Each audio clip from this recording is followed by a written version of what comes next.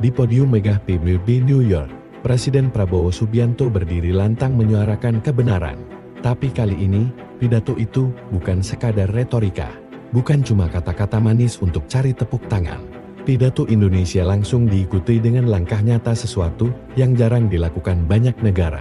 Apalagi di isu pelik seperti Palestina, Indonesia menegaskan siap mengirim pasukan perdamaian PBB ke Timur Tengah.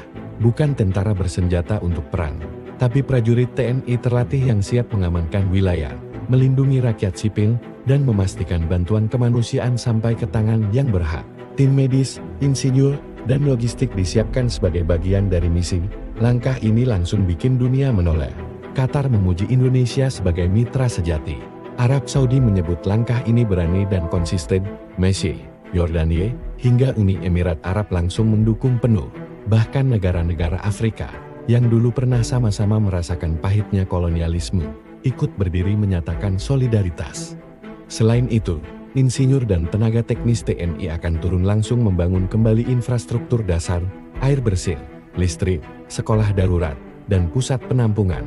Karena kita tahu, perang bukan hanya merenggut nyawa, tapi juga menghancurkan kehidupan sehari-hari.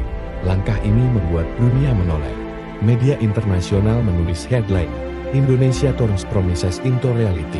Negara-negara Arab menyambut dengan dukungan penuh. Qatar, Mesir, Yordania, bahkan Afrika Selatan menyatakan apresiasi. Mereka tahu, Indonesia bukan kekuatan yang datang membawa kepentingan geopolitik, tapi kekuatan moral yang tulus membantu.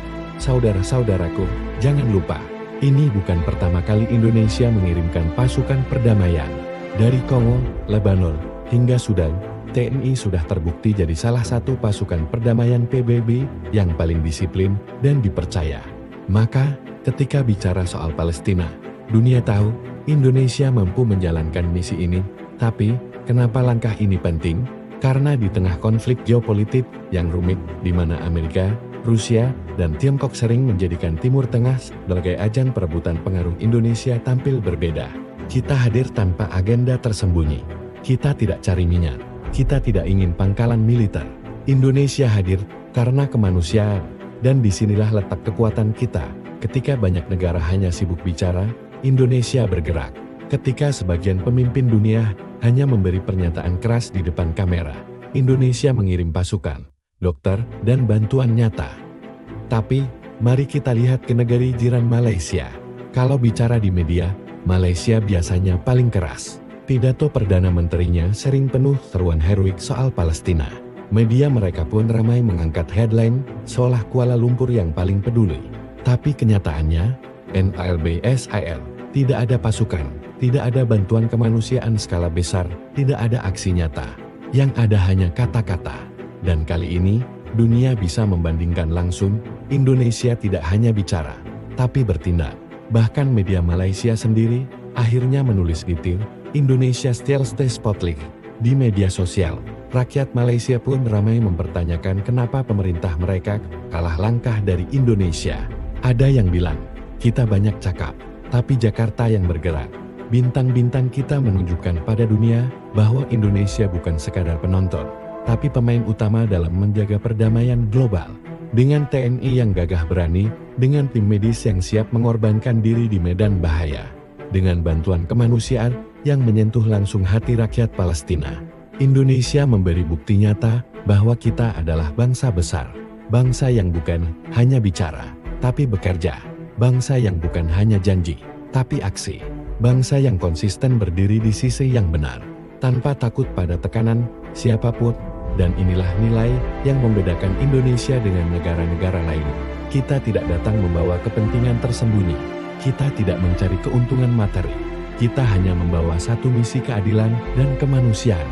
Dunia kini melihat Indonesia sebagai kekuatan moral yang semakin berpengaruh. Sebuah bangsa dari timur dengan sejarah panjang perjuangan melawan penjajahan, kini berdiri di garis depan membela bangsa lain yang tertindas. Suara kita bukan suara kecil, tapi gema yang mengguncang ruang sidang PBB, menggema ke setiap sudut dunia, dan membuat Israel serta sekutunya mulai kehilangan pijakan. Inilah wajah sejati Indonesia, bangsa yang tegak berdiri di tengah pusaran geopolitik dunia, bangsa yang mampu menjaga harga diri, tapi sekaligus membawa harapan bagi mereka yang putus asa. Indonesia tidak akan pernah mundur. Indonesia tidak akan pernah diam.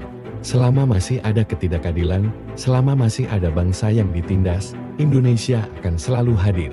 Kita bukan bangsa kecet, kita bukan bangsa pengecut, kita adalah Indonesia. Bangsa besar yang berdiri di barisan paling depan demi Palestina, demi kemanusiaan, demi perdamaian dunia.